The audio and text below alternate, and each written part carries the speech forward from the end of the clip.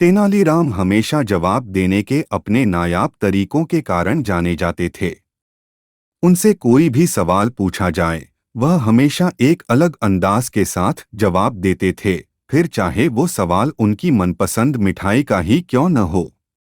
आइए जानते हैं कि कैसे तेनालीराम ने अपनी मनपसंद मिठाई के पीछे महाराज कृष्णदेव राय की कसरत करवा दी। सर्दियों की एक दोपहरी महाराज कृष्णदेव राय, राजपुरोहित और तेनालीराम महल के बागीचे में टहल रहे थे। महाराज बोले, इस बार बहुत गजब की ठंड पड़ रही है। सालों में ऐसे ठंड नहीं पड़ी। ये मौसम तो भरपूर खाने और सेहत बनाने का है। क्यों राजपुरोहित जी, क्या कहते हैं?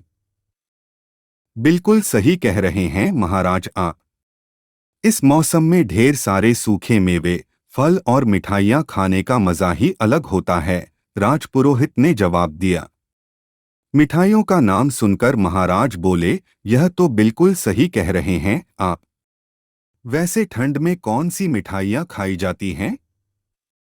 राजपुरोहित बोले, महाराज सूखे मेवों की बनी ढेर सारी मिठाइयाँ जैसे काजू कतली, बर्फी, हलवा, गुलाब जामुन आदि। ऐसी और भी कई मिठाइयाँ हैं जो हम ठंड में खा सकते हैं। यह सुनकर महाराज हंसने लगे और तेनालीराम की तरफ मुड़कर बोले, आप बताइए तेनाली, आपको ठंड में कौन सी मिठाई पसंद है? इस पर तेनाली ने जवाब दिया, महाराज, राजपुरोहित जी, आप दोनों रात को मेरे साथ चलिए। मैं आपको अपनी मनपसंद मिठाई खिला दूंगा।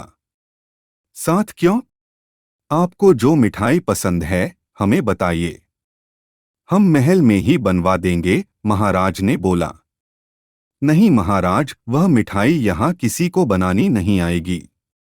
आपको मेरे साथ बाहर ही चलना होगा, तेनाली ने कहा। चलिए ठीक है।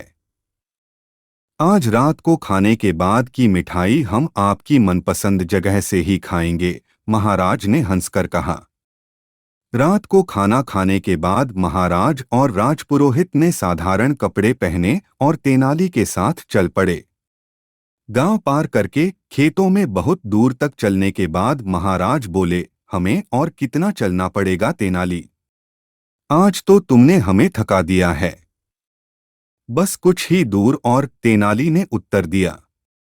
जब वो सभी मिठाई वाली जगह पहुंच गए तो तेनाली ने महाराज और राजपुरोहित को एक खाट पर बिठवा दिया और खुद मिठाई लेने चले गए। थोड़ी देर में वे अपने साथ 3 कटोरियों में गर्मा गर्म मिठाई ले आए। जैसे ही महाराज ने उस मिठाई को चखा, उनके मुंह से वाह से अलावा और कुछ नहीं निकला। महाराज और राजपुरोहित एक बार में पूरी मिठाई चटकर गए। इसके बाद उन्होंने तेनाली से कहा, वाह पंडित रामाकृष्णा, मजा आ गया।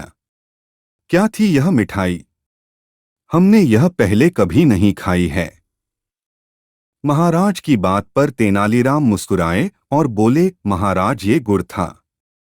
यहाँ पास ही में गन्नों का खेत है और किसान उसी से यहाँ रात को गुड़ बनाते हैं। मुझे यहाँ आकर गुड़ खाना बहुत पसंद है। मेरा मानना है कि गर्मागर्म गुड़ भी बेहतरीन मिठाई से कम नहीं होता। बिल्कुल पंडित रामा, बिल्कुल। इसी बात पर हमारे लिए एक कटोरी मिठाई और ले आइए। इसके बाद तीनों ने एक कटोरी गुड़ और खाया और फिर महल को लौट गए। कहानी से सीख।